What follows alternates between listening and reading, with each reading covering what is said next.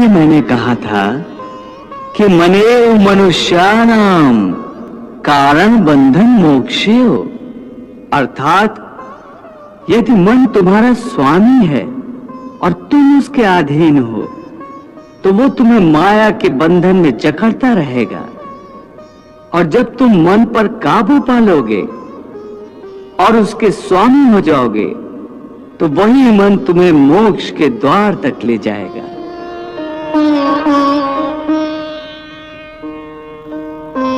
हे मधुसूदन, ये कहना तो बहुत आसान है कि तुम मन पर काबू पालो, मन के स्वामी बन जाओ, परंतु यही तो सबसे दुष्कर कार्य है। हे केशव, मन तो वायु की तरह चंचल है। जिस प्रकार बहती हुई हवा पर काबू पाना असंभव है, इसी प्रकार इस चंचल मन को अपने अधीन करना अति दुष्कर काम है। हे अर्जुन, तुम्हारा यह कहना सत्य है कि मन अति चंचल है, उसे अपने वश में करना बहुत मुश्किल है। मुश्किल है जनार्दन, असंभव है। नहीं अर्जुन, मुश्किल अवश्य है परंतु असंभव नहीं है। तुम्हारा कहना है कि मन को वश में करने का कोई तरीका, कोई साधन भी है? अवश्य है। क्या है वो तरीका? असंशयम महाबाहो मनो दुर्निग्रहम चलम अभ्यासेन तु कौन्ते वैराग्येन च गृह्यते। अर्थात मन को वश में करने के लिए उस पर दो तलवारों से प्रहार करना पड़ता है। एक तलवार अभ्यास की है और दूसरी तलवार है वैराग्य की। अभ्यास और वैराग्य? हाँ, अभ्यास और वैराग्य।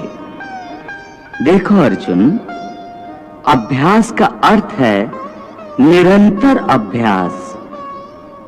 मन को एक काम पर लगा दो, वो वहां से भागेगा, उसे पकड़ कर लाओ, वो फिर भागेगा, उसे फिर पकड़ो। ऐसा बार बार करना पड़ेगा। जैसे घोड़े का नवजात शिशु एक क्षण के लिए भी स्थिर नहीं रहता, क्षण क्षण में इधर उधर फुदकता रहता है।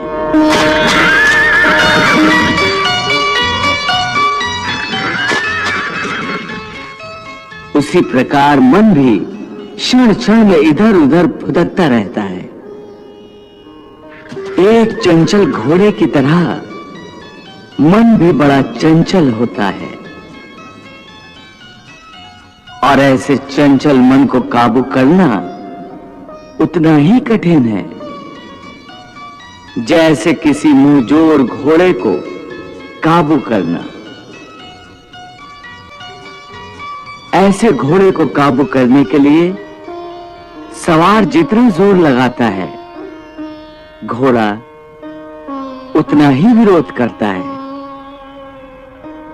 और बार बार सवार को ही गिरा देता है। परंतु यदि सवार दृढ़ संकल्प हो तो अंत में वो सर्कस घोड़े पर सवार हो जाता है। बस फिर वही घोड़ा सवार के इशारे पर चलता है।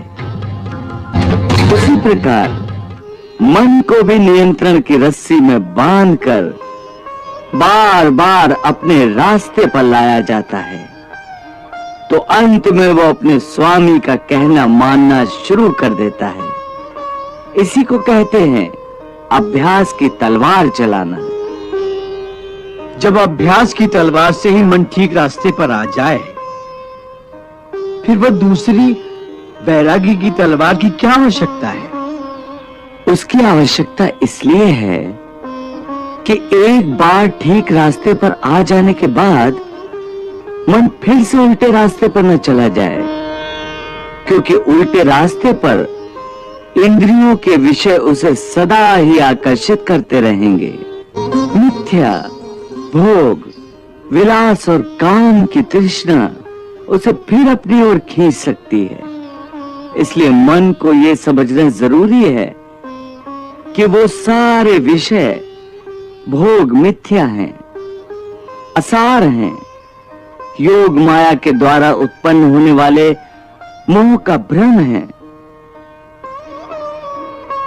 मन जब इस सत्य को समझ लेगा तो उसे विषयों से मोह नहीं रहेगा, बल्कि उससे वैराग्य हो जाएगा। और यही वैराग्य की तलवार का काम है कि वो विषयों के मोह को काट के मन को सन्यासी बना देती है। प्रभु, विषयों का आभास तो मनुष्य को इंद्रियों के माध्यम से होता है और भगवान श्री कृष्ण विषयों के मोह को त्यागने को कह रहे हैं, तो क्या मनुष्य इंद्रियों का प्रयोग करना ही छोड़ दे? तो भोग विलास में आसक्ति के त्याग की बात